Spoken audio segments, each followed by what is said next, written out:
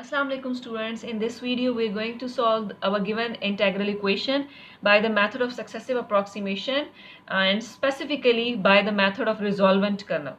We have to find the resolvent kernel, first of all iterated kernels and then resolvent kernel, and we will solve that integral equation.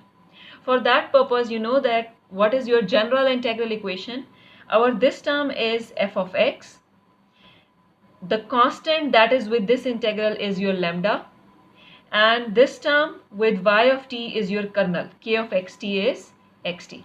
First of all, we need to specify these three terms. After specifying these three terms, I have to write my iterated kernel. We know that k1 of xt is k of xt, and that is your xt. And mth kernel, iterated kernel, will be k of xz, k m minus 1 z of t. I have broken this kernel k m of xt, x to z and z to t. And integration is from 0 to 1.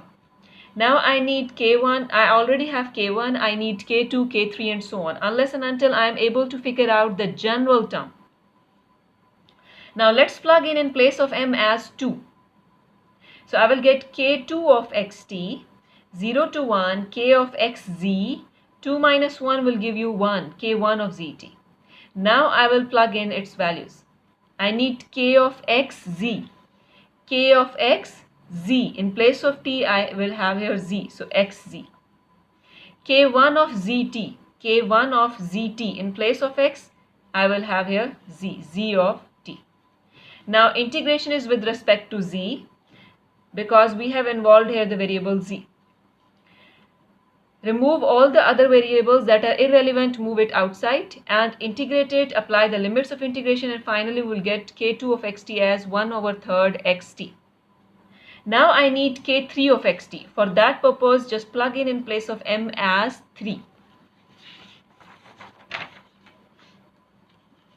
I'm going to put m is equals to 3 in your that mth iterated kernel.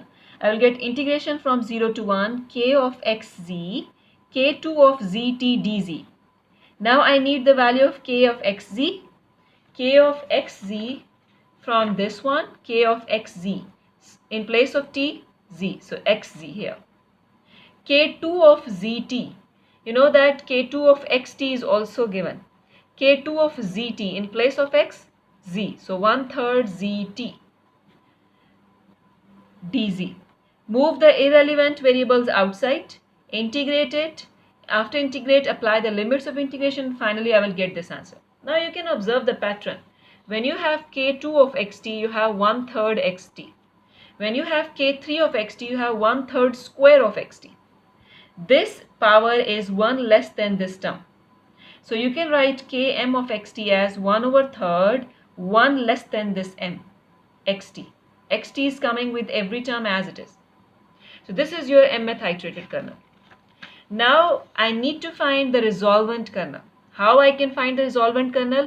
In general proofs, in your first lecture of chapter number 5, I already told you what's the formula of resolvent kernel. Resolvent kernel has the formula summation m is equals to 1 to infinity lambda m minus 1 k m of xt. You have to memorize this formula. Plug in the value of lambda. You know that lambda is 1/2. From the start of your question, you just found out lambda is 1/2. 1/2 m minus 1, and k m of xt is 1/3 m minus 1 xt. Now xt, this summation is not applicable on xt because it don't have m. So move it out. And you know that they both have the same power, so I can multiply them under the one roof. So it's 1 over 6 m minus 1. Now open this summation.